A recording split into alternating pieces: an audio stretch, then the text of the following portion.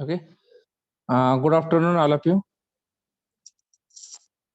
Up to that, we have completed first and second unit. The last lecture,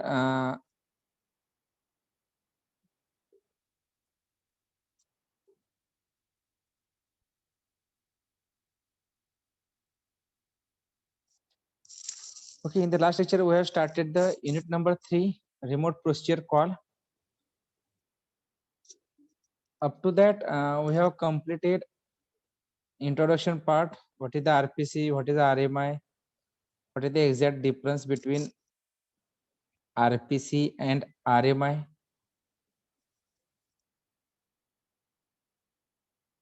Also, we saw the RPC model. Okay, or who is the callee, who is the caller? Okay, caller means client send the request. Okay, this client process is called as caller process.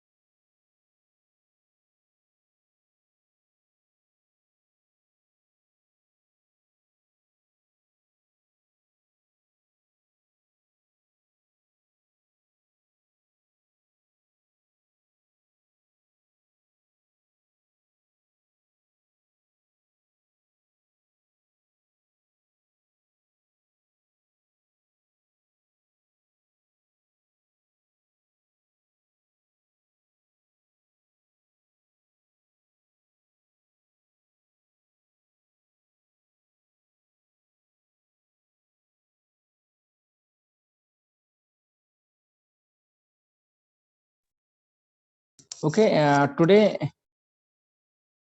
we'll start the transparency of RPC. Okay, our chapter name is the remote procedure call. Up to that, we have completed introduction part.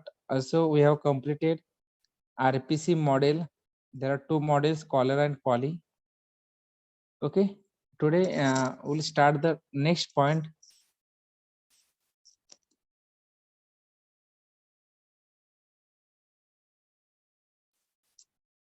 The next point is the transparency of RPC. Okay, a transparent RPC is one in which the local and remote procedure call are indistinguishable. Okay, at the time of calling any data from the client machine to server machine, the client machine have the different procedure call and server machine have the different procedure call. Okay, every machine have the different procedure call. Why? Because right now we see in the client have the Windows operating system, or server have the Linux operating system. Okay, every operating system have different procedure, but here we are using the RPC mechanism, remote procedure call. Why? Because our actual program is available on server machine, and from this client machine, okay, we'll call the method. This method is available on server machine. This is called as remote procedure call. Okay, there are two types of transparency. First is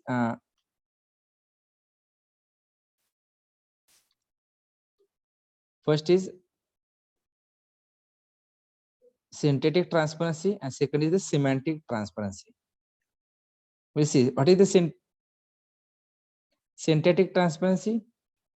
A remote procedure call should have exactly the same syntax as a local procedure call. Okay, in synthetic transparency means, for example, local machine have the Windows operating system and remote machine have the Ubuntu operating system. This both computer machine have the different operating system, but here on this both the computer machine have the same syntax at the time of running the particular process. On that these two computer machine have the same syntax. We say remote procedure call should have exactly the same syntax as a local procedure call. Means in our local procedure call have the, for example, integer a, this is syntax, and semicolon. Same syntax is available on the remote computer machine. Second is semantic transparency.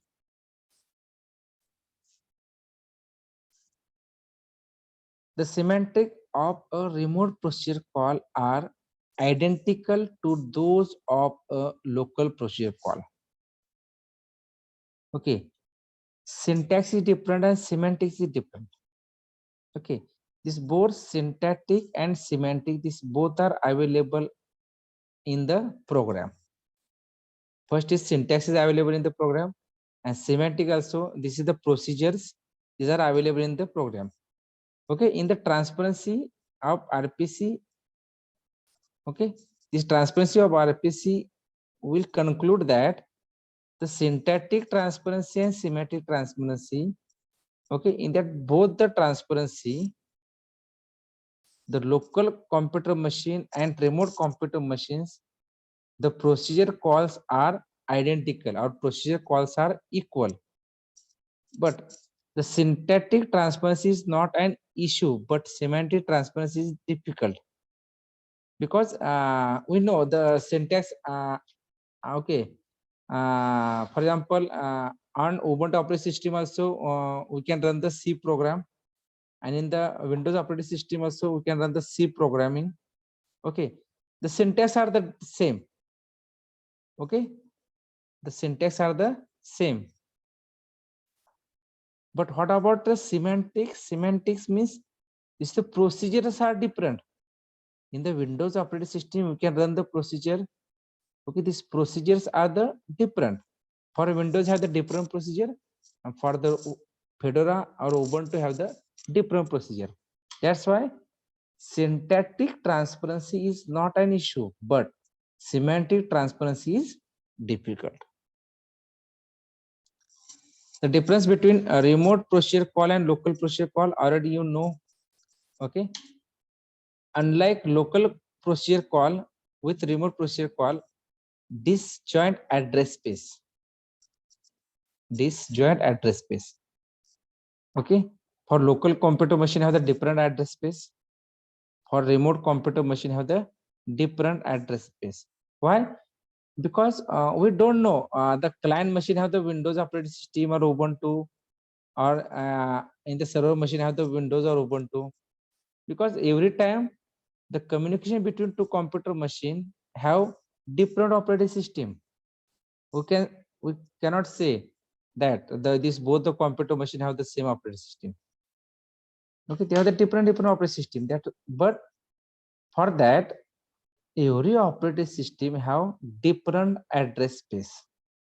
This is the disjoint address space.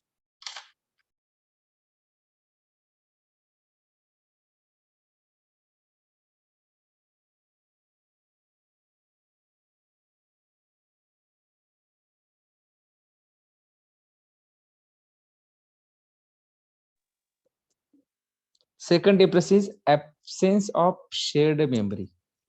Okay, sometime in our local procedure call, they don't have shared memory, but in the remote procedure call or remote computer machine have the shared memory. Next difference is meaningless making call by reference using addresses in arguments and pointers. Okay, already you studied what is the call by value and call by reference. In the call by value, we pass the argument, like we pass the integer a comma integer b. Okay, int a comma int b. We pass the values. For example, addition in bracket 10 comma 20. Okay, this is called as call by value. What about the call by reference? Here we can pass the address. That's why here we have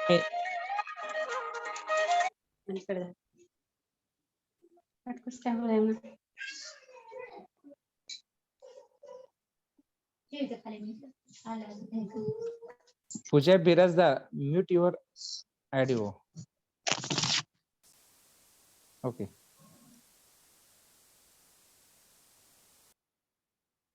Okay, in the call by reference, in that programming, where is in the pointer. Okay, at the time of passing the parameter, okay, we're using the address space. But in the call by value, we doesn't use any address space. That's why there is a difference between call by value and call by reference. In the call by value, we can pass the only values of that particular variable. But in the call by reference, we can pass the value of the particular variable plus address of that variable. Okay, next is the RPCs are more vulnerable of failure because of possibility of processor crashes. Okay, in the remote procedure call are more vulnerable to failure because there are a number of possibilities are available in the network. Sometime client processor or server processor will crash, and second possibility is the communication problem of a network. Sometime some students are not connecting our lecture because of network issue. Means in the RPC also have the failure problem because of communication problem of a network.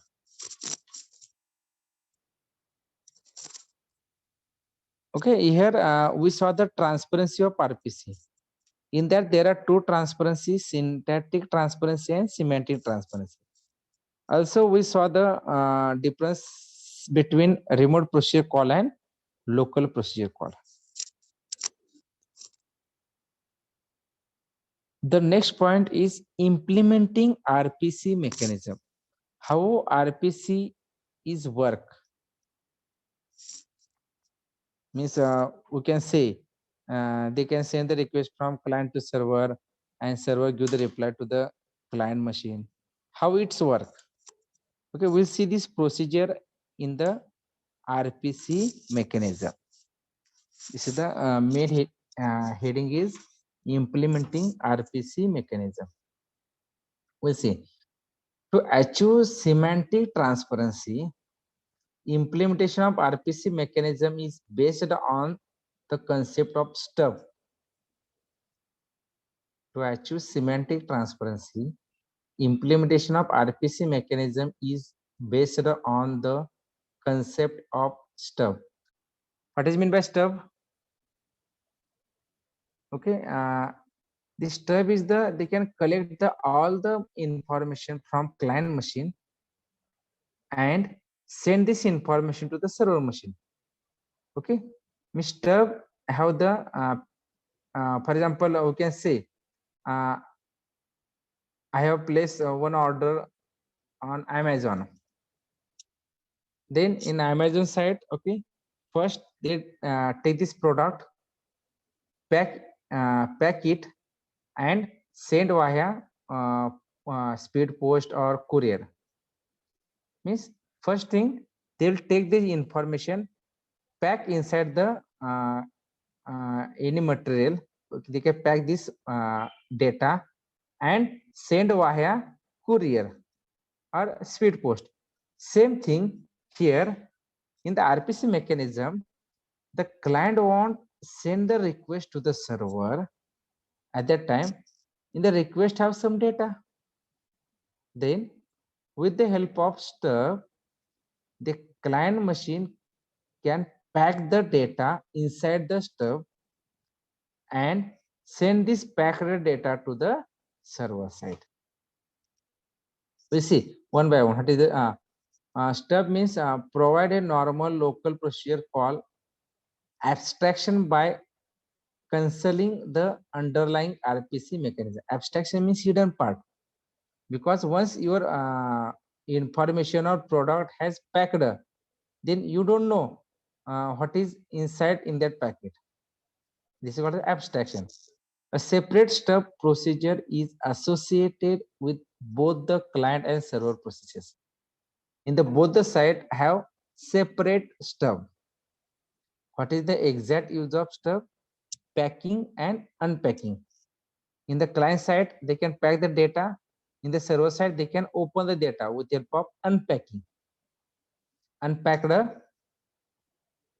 your courier. To hide the underlying communication network, RPC communication package known as RPC runtime is used on both the sides.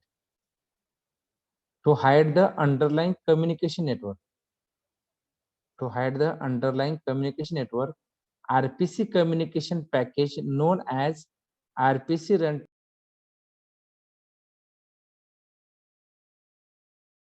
Okay.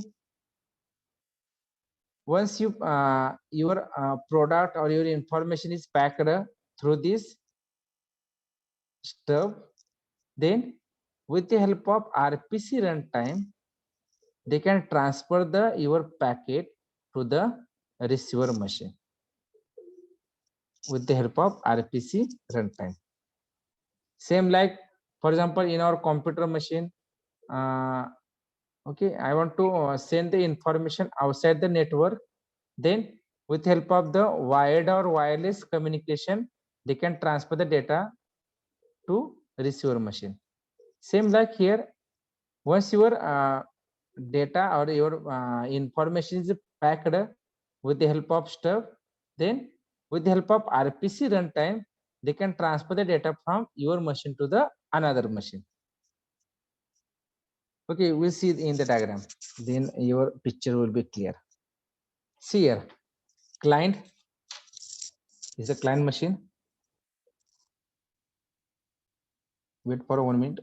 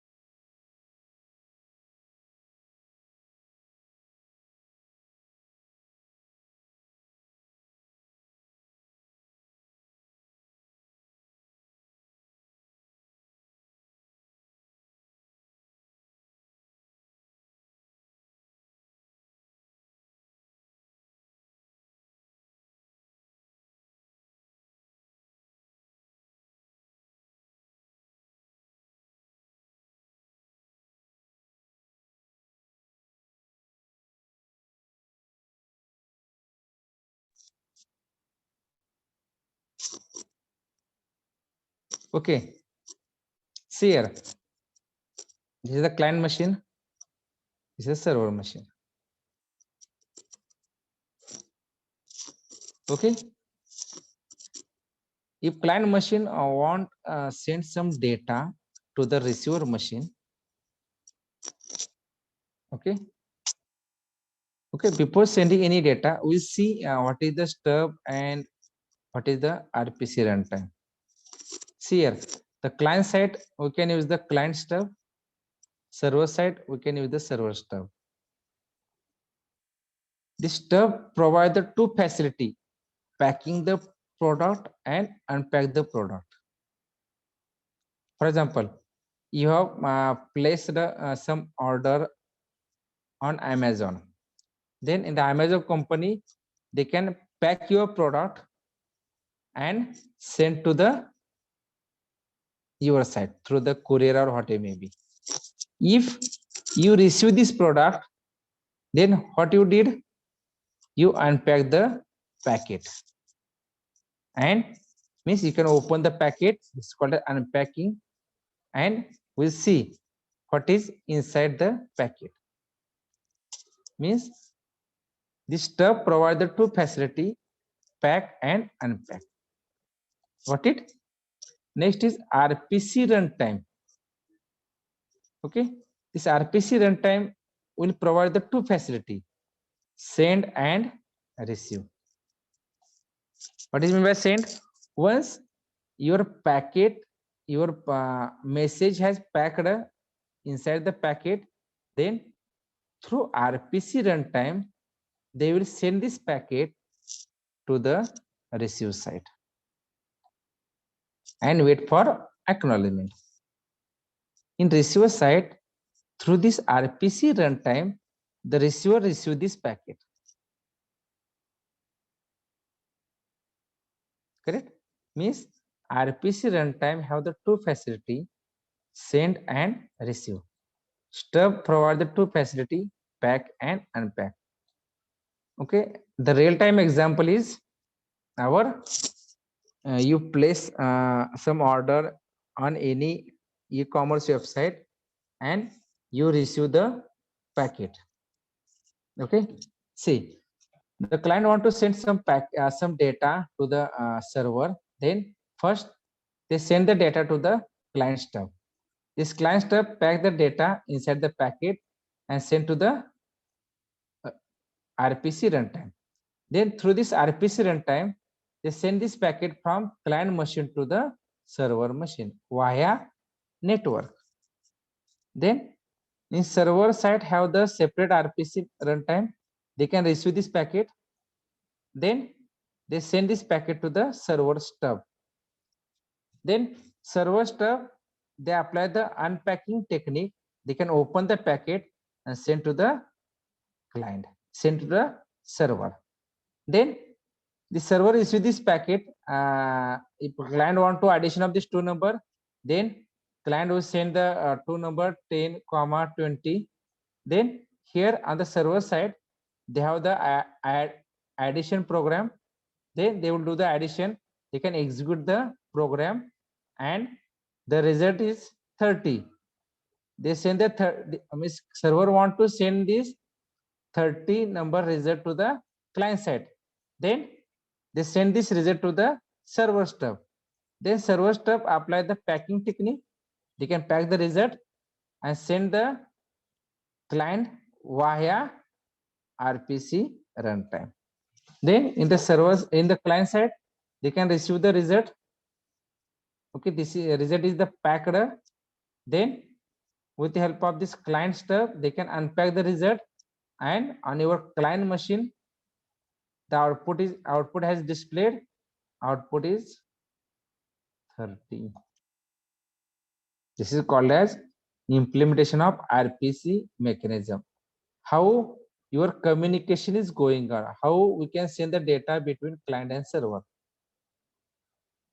Keep in your mind, on the both side we can use the stub.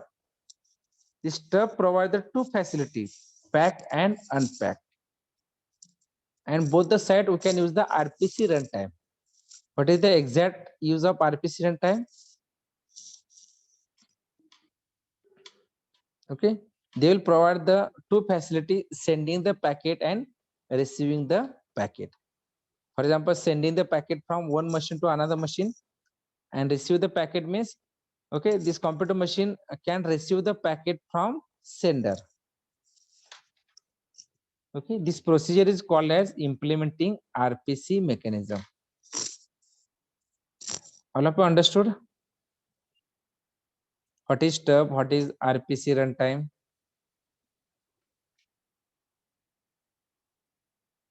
If you have any question, please ask the question.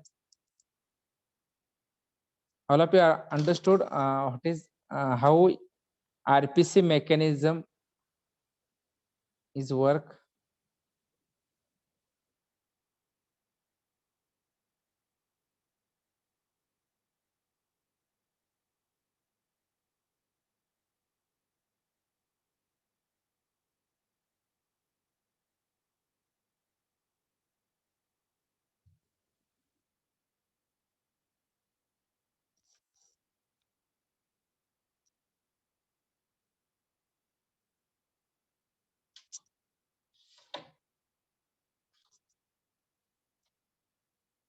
Okay, here we have completed implementing RPC mechanism. Okay, this implemented RPC mechanism involve the 5 elements: client, client stub, RPC runtime, server stub, and server.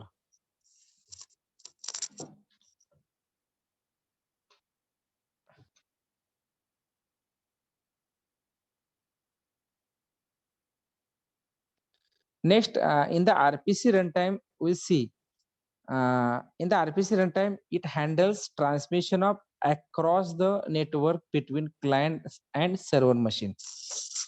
Okay, through this RPC runtime, we can transfer the data between client and server machine.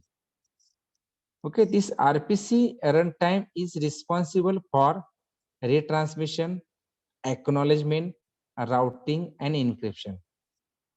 Why retransmission is required? Because at the time of sending the packet, for example, we see here, I will show you. See here the client machine send the packet and wait for acknowledgement. But within this time period, the client machine doesn't receive any acknowledgement from the server. Then this client machine will think this packet is lost, okay, on the network. Then this client machine retransmit the same packet once again. Retransmit the same packet once again. This is called as retransmission.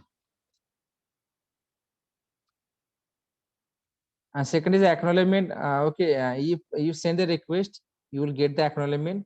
But within this time period, you doesn't receive any acknowledgement. Then, okay, you can send the request to the client server or client machine. Please retransmit the once again. And in routing and encryption, this encryption in the next semester you have the separate subject cyber security, information and cyber security. Okay, still I will explain the what is the encryption. Encryption will provide the security. For example, right now I want to send the one password to all of you, but this password is the very important. Then, for example, password is the ABC. ABC is the password. Right now I will send this password to the all of you. Then in the network, there are a number of hackers are available. They can hack this password and they do the misuse of that password. Overcome this problem, at the time of sending any packet or any data, we'll apply the encryption technique. How encryption technique is work? Anybody? How encryption technique is work?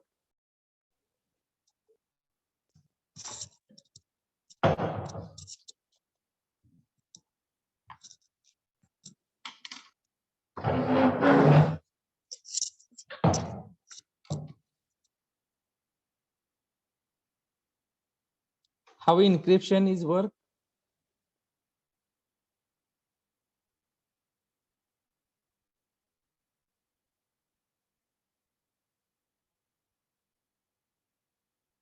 How encryption is work?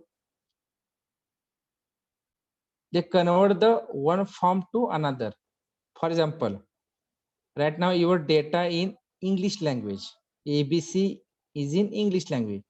Then we can apply the encryption technique. They convert this English language to, we can call Japanese language. Means what is encryption? They convert the one form to another form. Then this another form encrypted data they can transfer to the receiver machine. In the network have the a number of hackers. They want to hack this particular data, but they can't do like this because this is the encrypted data. This is the encrypted data. That's why this is very difficult to hacker to crack the original data or retrieve the original data. That's why for the security purpose, we can use encryption and decryption technique.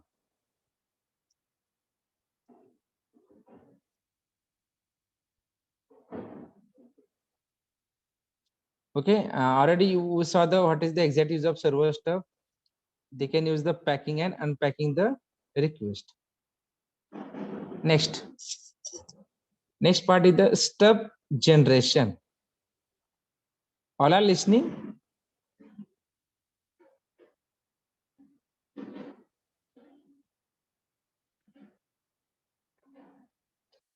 The stub can be generated in one of the following two ways. First is manual and second is automatically. Okay, miss, you are listening. Okay, thank you.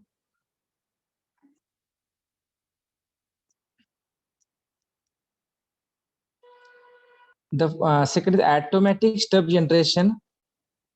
In interface definition, language is used to define the interface between a client and the server. This is the IDL. Most of the time, you had used this IDL in your previous subjects in third year or second year. Okay, this is the interface language. It is used to define the interface between client and the server. Okay, we can say this client machine is communicate with server machine, or server machine will communicate to the n number of client machine. But at the time of communication, here interface is required. Interface means intermediary is required. This is called as IDL, interface definition language. It is a list of procedure names supported by the interface together with the types of their arguments and result. Okay, in the interface they can store the arguments or results. It also plays a role in reducing data storage and controlling amount of data transferred over the network. It has information about type definition, enumerated types, and defined constant. Okay, the main motto of this interface is with the help of this interface, the client as well as server machine, they do the communication between each other. Next, through this interface, you can send the request to the server machine. Through this interface, server machine give the reply to the client machine.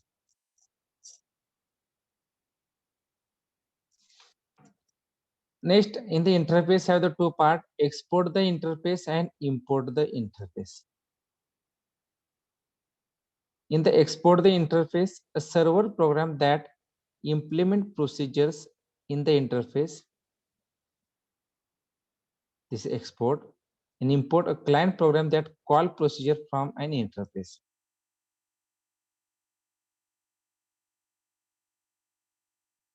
right now. Right now, my computer machine is the client machine. Then what is the import? A client program, my client machine or client program that call procedure from an interface. What is the export? Right now, a server program that implement procedure in the interface.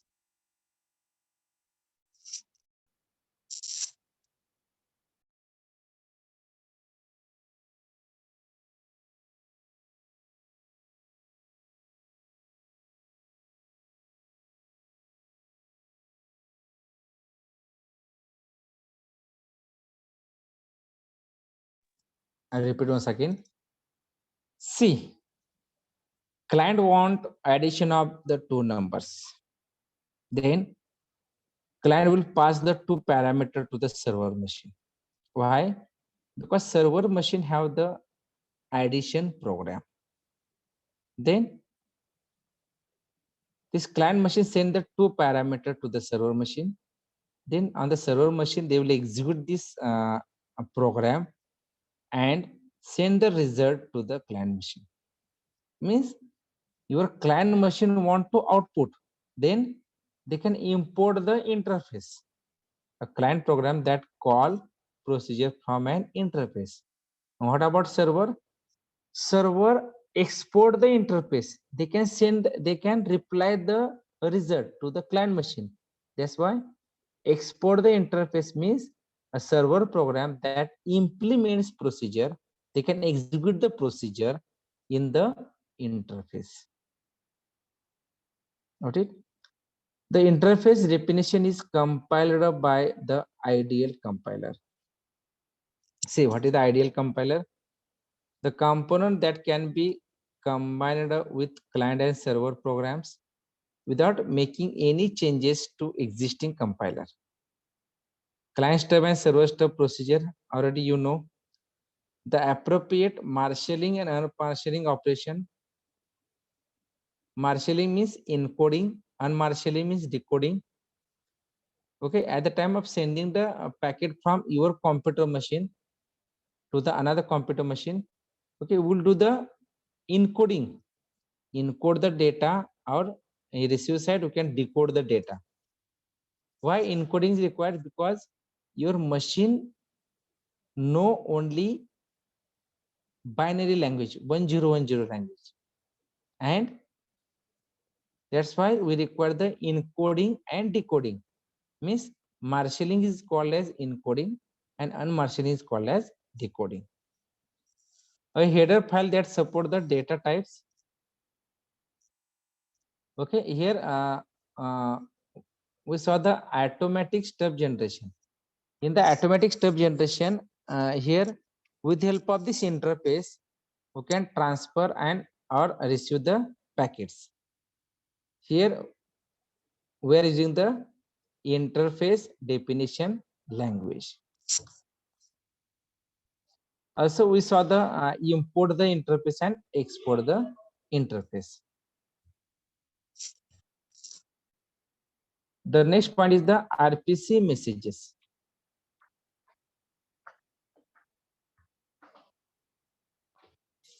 Okay, here we'll take 5-minute break. Then we can resume at 1:10. I'll have to take the 5-minute break.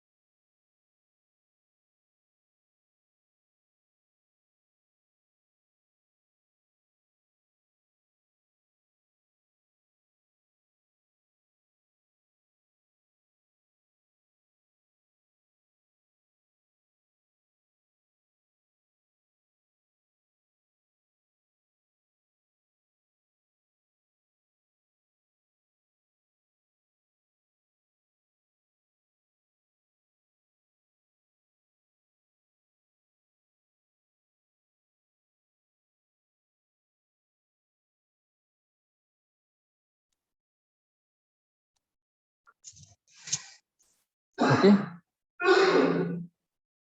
we'll start the next point, RPC messages.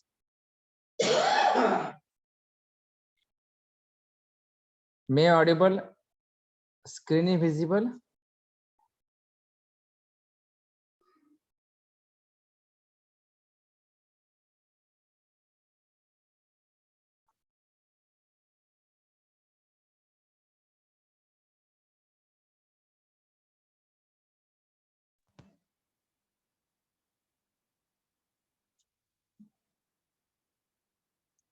Still, some students are not follow the procedure. Some students have written his or her name. For example, Onkar Pawar underscore CC, Monali Shinde underscore A underscore 36. Please take care about your attendance, because your attendance is auto recorded.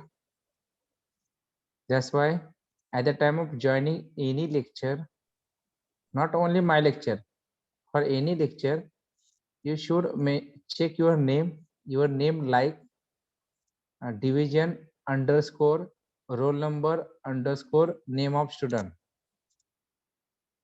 Okay, Onkar Pawar, you rename your name because your attendance is auto recorded. Okay, sir. Okay, huh.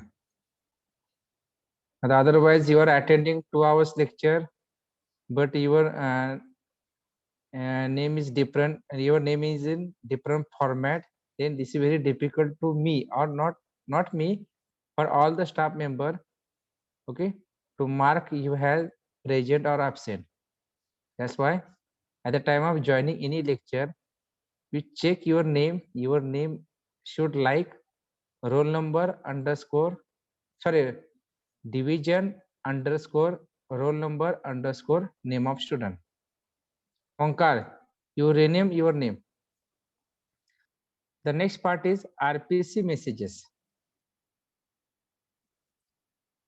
RPC system is independent of transport protocols, and it not concerned as to how a message is passed from one process to another.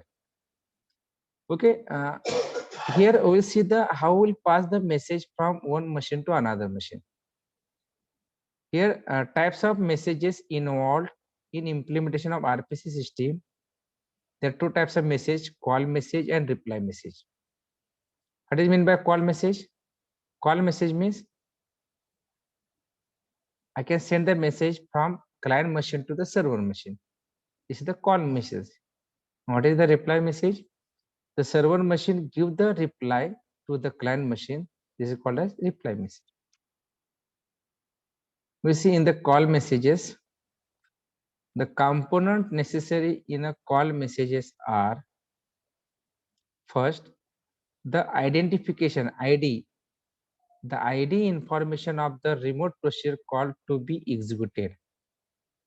For example, okay, we can directly see the message format, then you can easily understood. This is a typical message format of call message.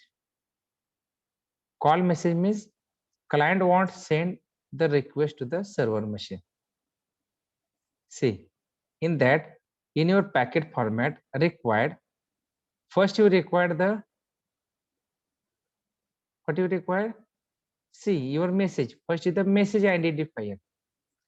Next is the message type. Which type of message you want to send? You want to send the text message on numeric message. You want to send some special characters. Okay, this part is available in the message type. First is the message identifier. This 0, 1, 2, whatever maybe this is number. 0 means alphabet, 1 means numbers. Okay, these are the message identifier. Third field is client identifier. Because client itself, they send the request to the server. That's why here we require the client identifier. Means here we require the client ID. In next field, a remote procedure ID. Because we can execute our request on the server machine. That's why we require the remote procedure ID. In that, we require the program number, version number, and procedure number. This all the fields are available on remote machine. Remote machine means server machine. Okay, in the remote procedure ID includes program number, which type of version they are using. For example, this is a request for addition of the store number. On the server machine, we can use the Turbo C. Okay, we'll check the version of the Turbo C. That's why we require the version number. Procedure number means inside the program have the n number of procedures. That's why we mention the procedure number. And last field is arguments. Argument means we can pass the parameter. For example, I'll show you here. See here.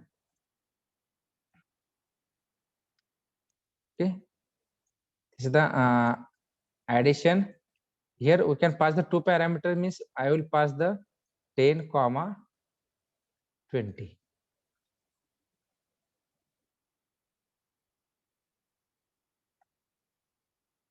Ten, 20 means this is the arguments. Means at the time of call the message, at the time of call the message means send the message to the receiver machine or send the message to the receiver side. In that message have some specific format. In that format have the number of fields. The first field is the message ID. These are the 0, 1, 2, 3, 4, 5. Next field is the message type. Which type of data you want to send? Numeric data, alphabet data, you want to send some special characters.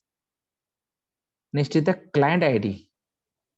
Because client itself, they want to send the data to the receiver. That's why here they mention the client ID. Next field is related to remote machine. This is called a remote procedure ID. Okay, the remote procedure machine have the program number, version number, and procedure number. And last is, if client want addition of this two number, then client will send the arguments. This is the last field, argument. This is the typical call message format. All of you understood? All of you understood the call message format?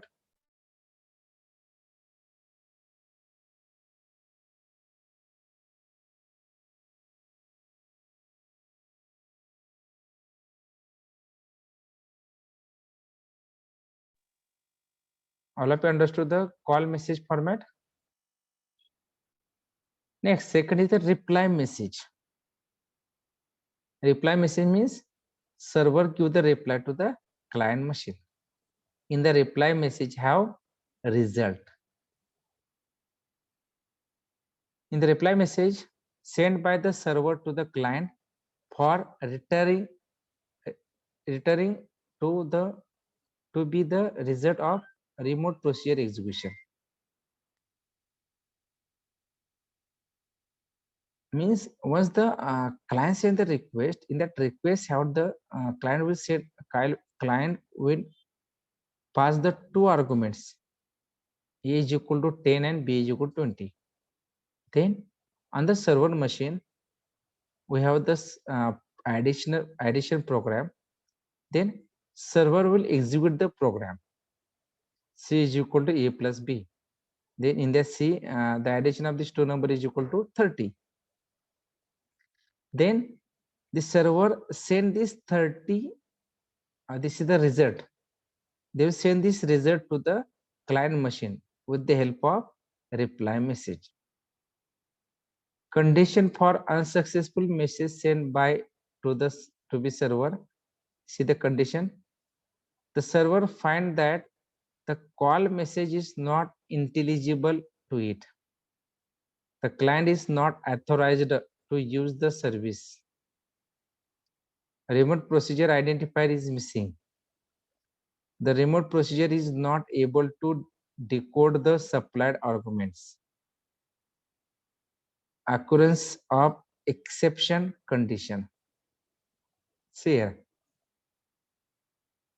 At the time of execution of any program on the remote machine, sometime we got the failure because of this client is not authorized. Your remote procedure ID is missing. Sometime you cannot decode the arguments. Which argument? Client send this argument to you. This argument the server machine cannot decode. Sometime we get exception at the time of execution of program. See, in the reply message format, first is message ID, message type. Message ID means 0, 1, 2, 3, 4, 5, 6. Message type, which type of message. Next is reply status. If successful, then they will provide the result. The first reply message format is a successful reply message format. A successful reply message format.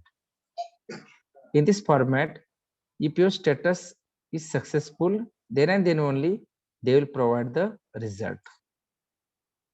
In the second, we see the second is the an unsuccessful reply message format. If your status is unsuccessful because of some reason, because of some failure, then they will mention the reason for failure. This is the message format of reply message. In the reply message, they have the two conditions: successful reply or unsuccessful reply.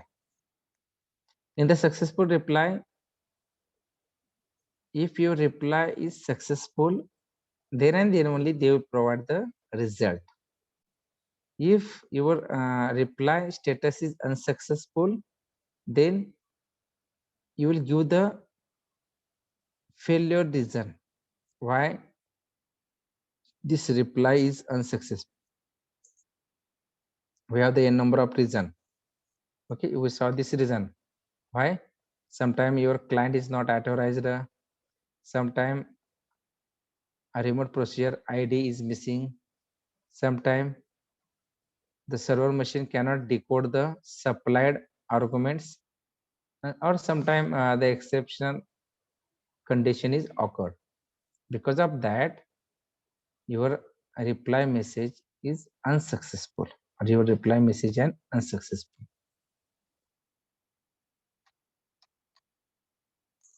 Here we have saw the RPC messages. There are two types of messages: call message and reply message. After that, we saw this what is the call message format. This is the message format of call, and this is the message format of reply message. All of you understood? If you have any question,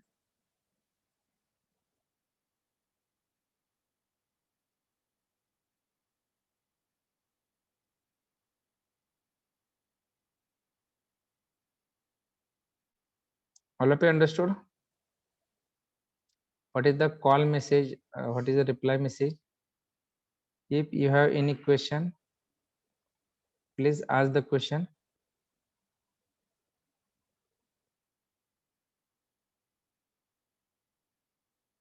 Okay, we move to the next point. The next point is marshalling arguments and results. Marshalling arguments and result. Already I was told you what is the marshalling. Marshalling means encoding.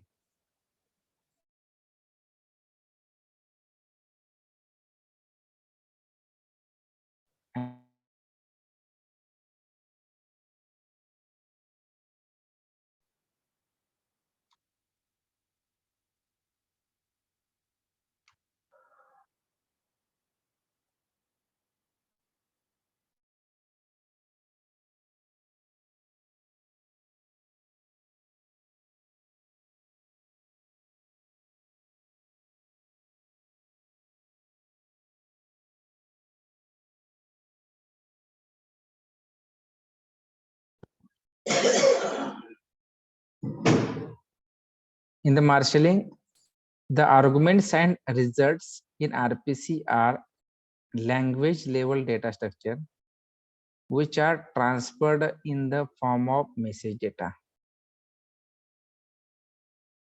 Transfer of data between two computers requires encoding and decoding of the message data. Okay, we do the communication between two computer machine. For that, we require the data.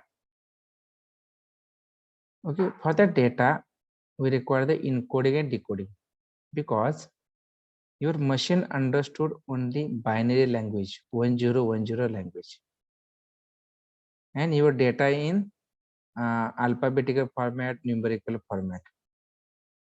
Okay, for that, we do the encoding. Encoding means, okay, they can encode the data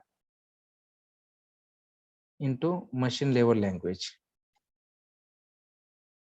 Okay, encoding and decoding of messages in RPC is known as marshalling and unmarshalling. Classification of marshalling procedure: those provided as a part of the RPC software and those that are defined by the users of the RPC system. Okay, already you know what is the encoding and what is the decoding. The next point is the server management. There are two issues. First, server implementation and server creation. Also, in the server implementation, they have the two types of servers: stateful server and stateless server. Our main point is the server management. Okay, in that server management, I have the two issues. First is server implementation and second is the server creation. We'll see the first issue. First issue is server implementation. There are two types of server: stateful server and stateless server. We'll see one by one. First is stateful server. A stateful server maintains client state information from one RPC to the next RPC. Okay. The stateful server, they can maintain all the records of the client machine. This is called as state information record. Stateful server means they can maintain all the records of the client state information. Okay, we'll see in the next, we'll see in the example what is the state information. See here, client process and server process. All the data is available on server machine. Already you know. Right now you are accessing the internet banking. All the data are available on the server machine. Okay, here, for example, this client machine want some file. For example, you want to open the Gmail or you want to download some files from Google Drive. But right now your data is available on the server. Then here we see all the files are available on the server machine. Then client send the request. In the request is open request. Open in bracket file name comma mode. Mode means there are three types of mode: a read mode, a write mode, and append mode. Okay, you want to read the file, you want to do some modification inside the file, then you can open the file with a write mode. And append mode means you want to add some extra fields after the existing data. You want to add some extra data, then you can open the file in append mode. Here, okay, this client machine want some files. These files are available on the server machine. Then they'll mention the open in bracket file name. File name is available on the server. And mode, there are three types of mode: read, write, and append. Then server return the reply, and in the reply they will mention the file ID. Then in that file, client want to read some data. Then they can use the read operation. Read in bracket file ID, comma 100, comma buffer. Then in that file, the client want to read the 100 byte of data. Then server return the result. In that result, the bytes 0 to 99. They will provide the, you can read from 0 to 99. After that also, client want to read another 100 byte of data. Then they will mention read in bracket FID, comma 100, comma buffer.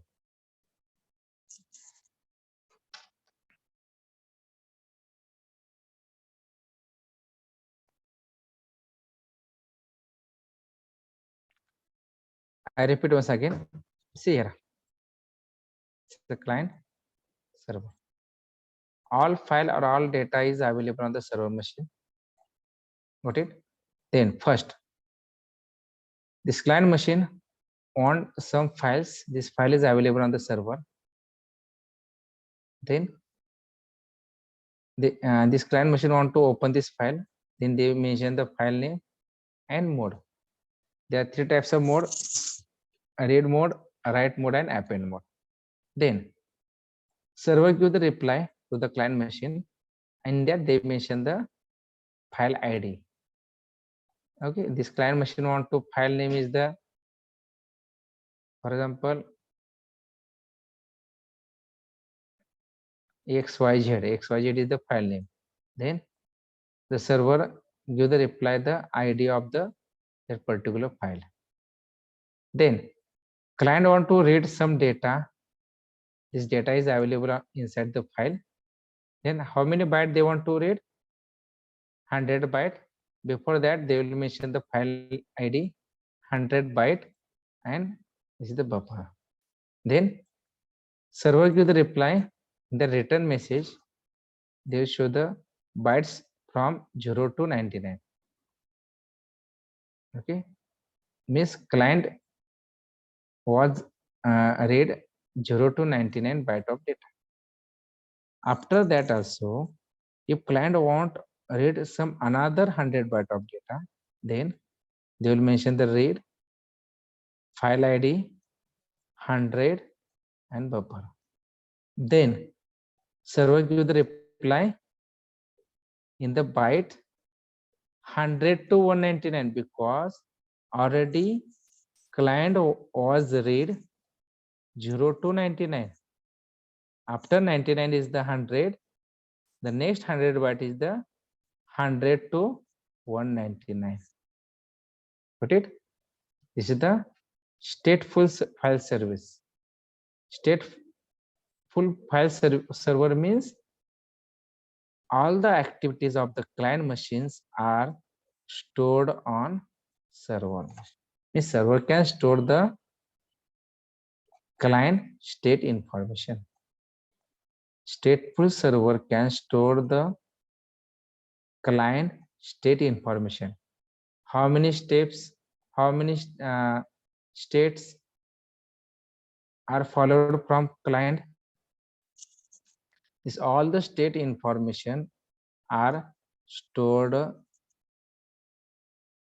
in the server machine. This is called as stateful file server. Understood? All of you understood?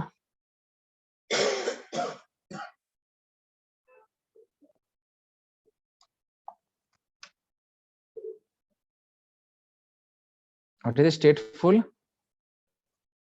Stateful means a stateful server maintains client state information from one RPC to the next. What is the stateless? The stateless server, that doesn't store any client state information. You see here, the stateless doesn't store any client state information. That's why this server is called as stateless server. Right? Here, all client state information are stored on the client machine. All server activities are stored on the server machine. But client want to open the file, this information is stored on the client machine. Then client want to do some extra things like they want to update some files. This all the state informations are stored in client machine itself. What is the stateful? All the client file state informations are stored on the server machine. This is called as stateful server. Here also same. See, a client want to read some data. They mention the file name. They want to read the data from 0 to 100 and buffer. Then they give the return reply. How many bytes they want to read? 100 bytes. That's why they mention the bytes 0 to 99. Then client want to read some another 100 byte of data. Then server give the reply bytes 100 to 199. Got it? This is called as stateless server. I repeat once again, stateful server means all the client activities are stored on the server. This is called as stateful server. What is the stateless server? The stateless server, the client state information cannot stored on the server machine. This is called as stateless server. Less, they cannot store the client state information.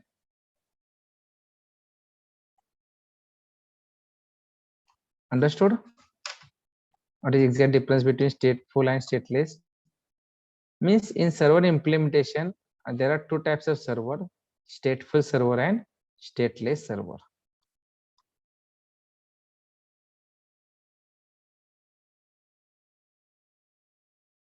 All of you understood what is the difference between stateless and stateful server? If you have any question, please raise the question. All of you see once again this diagram, stateful file server.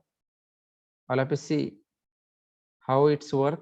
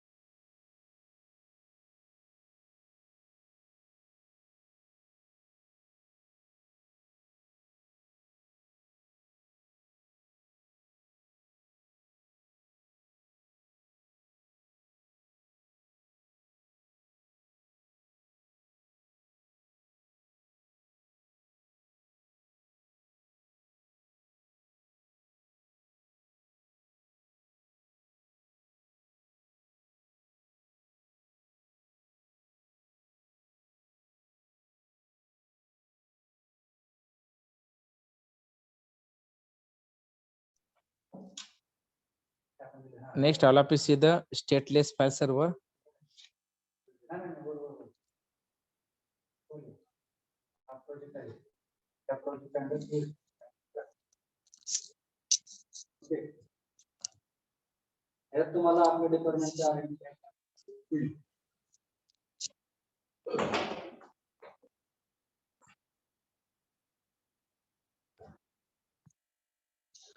Okay, most of the time they ask this question, what is the exact difference between stateful and stateless server?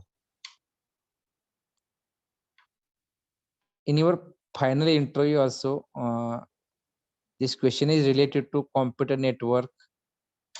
Okay, and then they definitely ask this question, or they will ask this question.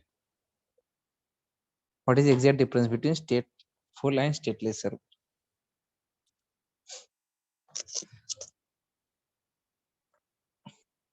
Okay, The next part is the server creation semantics.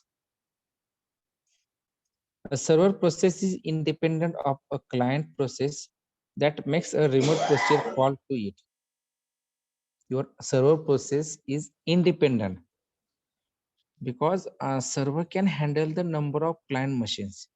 That's why server process is independent of a client process that makes a remote procedure call to it. A server processes may either be created and installed before their client process or be created on the demand basis. See, before client process, first we will create the server process. Means first priority will go to the server. First we'll create the server process, then we'll create the client process. Means server creation semantics means, okay, first of all, the system will give the priority to the server for creation the process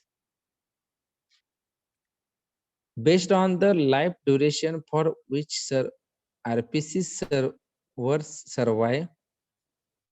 There are 3 servers: instance per call servers, instance per session server, and persistent servers. We see one by one. First is instance per call servers. Here they exist only the duration of a single call. These servers are created by RPC runtime onto be server machine only when a call message arrives. The server is deleted after the call has been executed. The server of this type are stateless and more expensive for invoking same type of service. Okay, the instance per call server is they exist only for the duration of a single call. What is meant by call? Call means they can send the request from client to server. Okay, here the server is deleted after the call has been executed. If server receive this request from the client machine, then they will start the execution.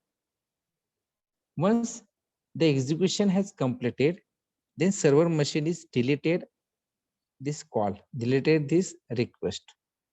This is called as instance per call. Okay, per call means every call has executed. After execution at server side, server will delete the particular call. Next is instance per session server. Session means we can establish the session between client and server. Right now our session is going on. Means here we can establish the session between me and you. This is called as session. Means instance per session server means exist for entire session for which client server interact. It can maintain intercall state information to minimize. First is the overhead involved in server creation and destruction for a client server session. The server manager are used for each type of services. Okay, instance per session section server means here right now our lecture is going on, means our communication is going on between 2 or more users. Means here our session has established, means 2-hour session, 1-hour session, 5-minute session. The server manager are registered with the binding agent. Okay, you want to, if you want to attend this class, then your site you do the registration on your Gmail or on your Zoom. Means your mobile is binding with Zoom account. Got it? Next, a server of this type only services a single client and hence only has to manage a single set of state information. This is called as instance per session server. Means here right now our 2 hours lecture is going on. Means okay, before 12:15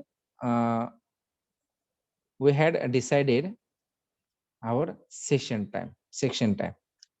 In session time is the 2 hours. Okay, means our client machine as well as server machine, or we are the clients. Okay, we do the registration on the Google app, and means our binding or our bonding with Zoom app is called as instance per session server. Next is the persistent server. The persistent server remain in existence independently. Okay, this server is the independent server, but still they have the more advantages. This server is most commonly used server. Improve performance and reliability through that server, shared by many clients. Each server export its services by registering with binding agent.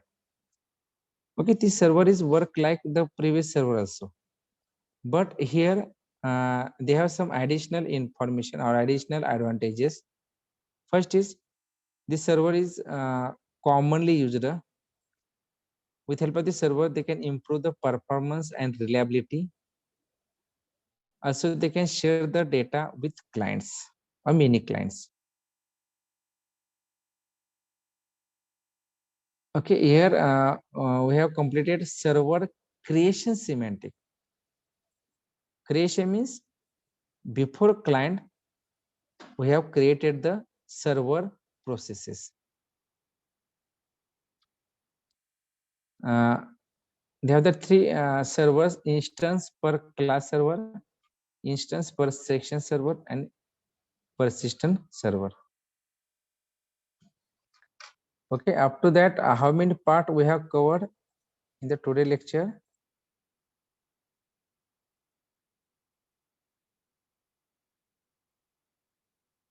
After that, we have covered the introduction part, RPC model, transparency of RPC. Next, implementing RPC mechanism. Next, stub generation, RPC messages, marshalling argument and result. In server management,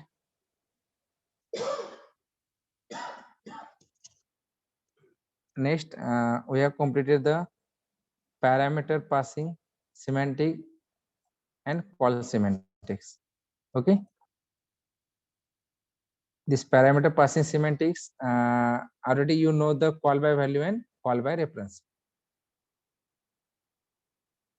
Okay, we see one more point. The next point is the parameter passing semantic. Then we'll stop here. Okay, today we'll cover the last point. This name of this point is the parameter passing semantic. Okay, after parameter passing semantic, how many points are remaining? Call semantic, communication protocol for RPC, client server binding, and exception handling and security. Okay, we'll see these remaining parts or remaining points in the next lecture. Okay, before that, we'll complete this part, parameter passing semantic. We can pass the parameter. Parameter means arguments. There are two types of parameter passing semantic. First is call by value semantic, and second is call by reference semantic. The call by reference semantic, also known as call by object reference or call by move. First is call by value. All of you read it. What is meant by call by value? All of you read these sentences.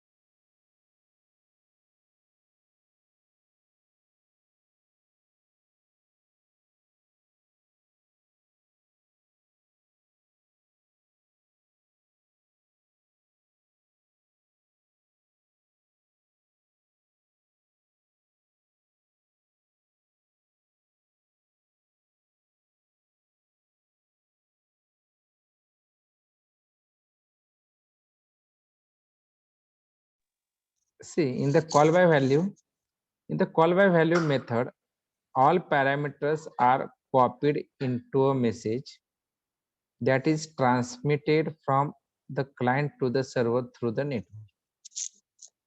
Means in the call by value, they have the values only. For example, integer a is equal to 10, integer int b is equal to 30, int c is equal to 40. These are the values.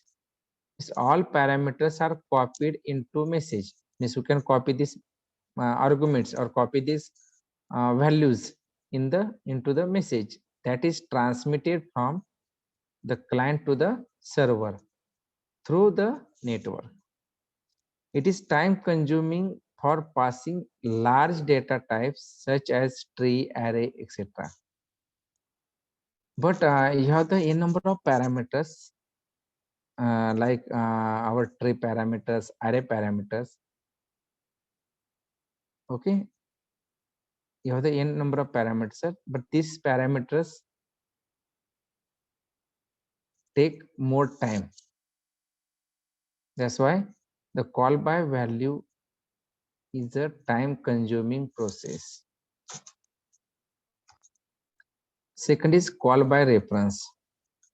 Most RPC mechanisms use the call by reference semantics for parameter passing. The client and server exist in different address space. Call by reference means this is related to address. Means for example, int a is equal to 10. This 10 value is assigned to the variable a. This is the value, but back end of this value or back end of this variable have the reference. Reference means they have the address. On that address space, we have stored the value. But in the call by value, we don't use address space. But in the call by reference, we can use the address space. How will identify this address space? With the help of pointer, you mention the pointer int pointer a, then we can easily understood this is the address space of a. Distributed systems having distributed shared memory mechanism can allow passing of parameters by reference. Okay, there are two parameters, two references called by object reference. Object invocation. Invocation means calling. Object invocation is used by the RPC mechanism. Here, the value of a variable is a reference to an object. And second is call by move. In the call by move, a parameter is passed by reference as in the method of call by object reference, but at that time of the call. The parameter object is moved to the destination node. This is called as calling. Okay, what is the difference between call by object?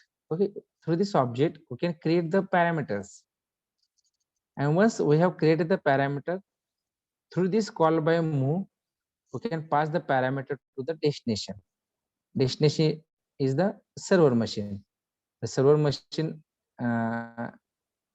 sometimes you can call the callee. Who is the caller? Client machine is the caller.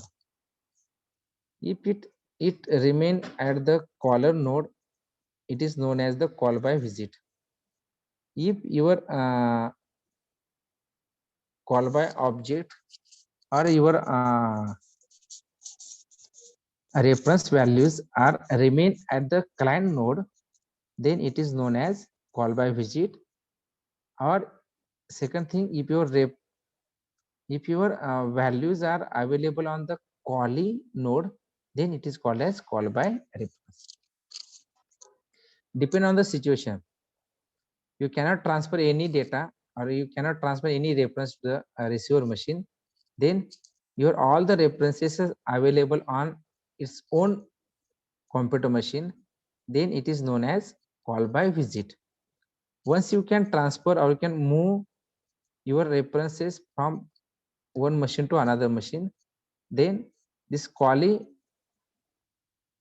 machine, callee means server machine, it is known as the call by reference.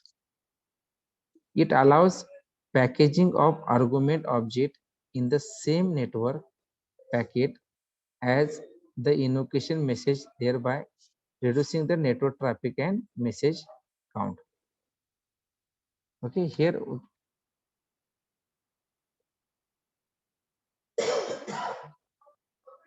we have completed the parameter passing semantic. There are two semantics, call by value and call by reference. Call by value means they only pass the parameters. In the call by reference, they will pass the parameter plus reference. Reference means address space. In that reference have the two types of reference, call by object reference and call by move reference.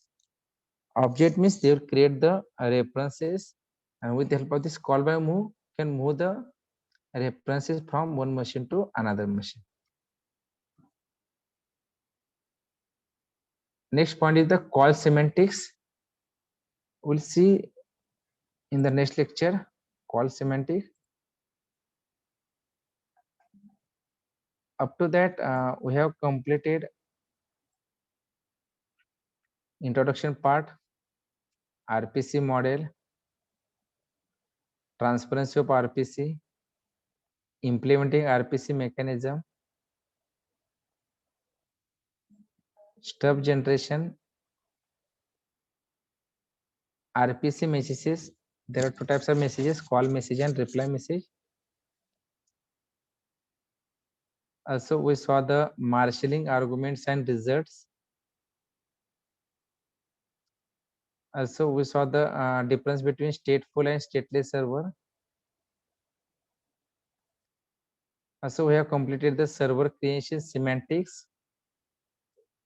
There are three types of servers: instance per class server, instance per session server, and persistent server. And recently, I have completed parameter passing semantic. There are two types of semantics: call by value and call by reference. The next point is the call semantics. We'll see this point in the next lecture. Up to that,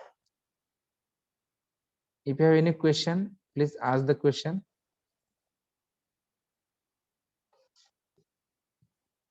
Up to that, you have any question regarding unit number 1, 2, and unit number 3? You have any question, please ask the question.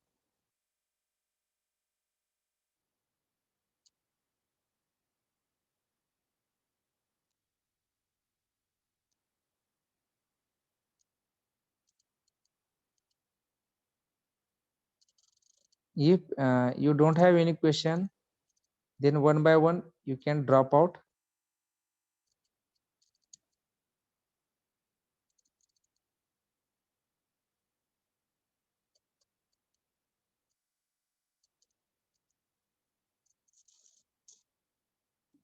If you have any question, please ask the question. Otherwise, you don't have any question, one by one you can drop out. We will stop here.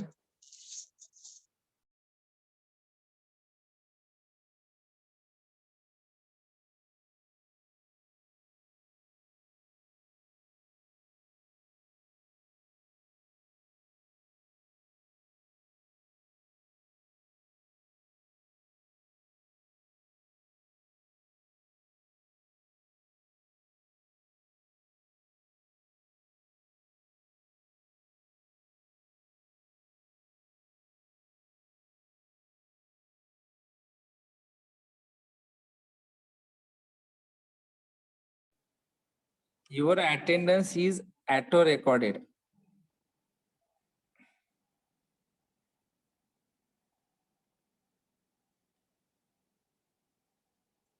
That's why you don't type any roll number in the chat box. Your attendance is auto recorded.